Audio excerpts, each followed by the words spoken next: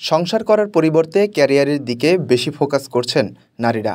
বেশিরভাগ নারীদের ক্ষেত্রেই বিবাহিত জীবন একমাত্র লক্ষ্য নয়। নিজেকে প্রতিষ্ঠিত করা, স্বাধীন জীবনযাপন করা, নিজের স্বপ্ন পূরণ করাই এখন নারীদের প্রাথমিক লক্ষ্য হয়ে দাঁড়িয়েছে। এই লক্ষ্য নতুন এই প্রজন্মকে অন্যদিকে টেনে নিয়ে যেতে পারে। এমনকি ২০৩০ সালের মধ্যে ৪৫% নারী অবিবাহিত থাকবেন বলে আশঙ্কা করা হচ্ছে। সম্প্রতি মর্গান স্ট্যানলি সমীক্ষায় এমন তথ্যই উঠে এসেছে। সমীক্ষা অনুসারে ২০৩০ সালের মধ্যে ২৫ বছর থেকে ৪৪ বছর বয়সী প্রায় ৪৫% নারী নিঃসন্তান এবং অবিবাহিত হয়ে জীবন কাটাবেন বলে অনুমান করা হচ্ছে। এর আগেও মেয়েরা একা থেকেছেন, কিন্তু সেই সংখ্যা ছিল অনেকাংশে কম।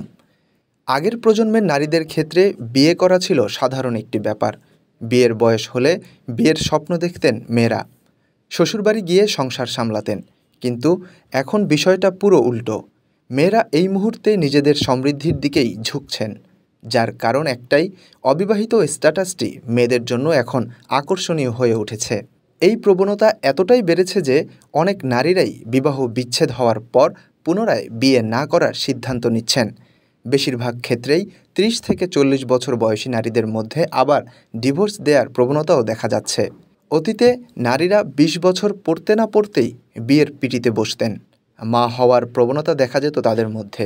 কিন্তু এখন নারীরা সন্তান ধারণের বিষয়ে ভাবছেন, আদৌ মা হতে চান কিনা সেই বিষয়টা পুনর্বিবেচনা করছেন।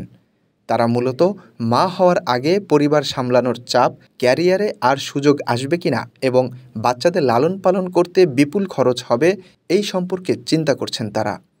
আজ অধিকাংশ নারী তাদের পরিবারের মাথা। আর্থিক দিকটা সামলানো তাদেরই দায়িত্ব হয়ে দাঁড়িয়েছে। এই আর্থিক স্বাধীনতার মধ্যে নারীরা নিজেদের সুখ খুঁজে পাচ্ছেন, তাই ক্যারিয়ারে আরও বেশি মনোযোগ দিতে চাইছেন।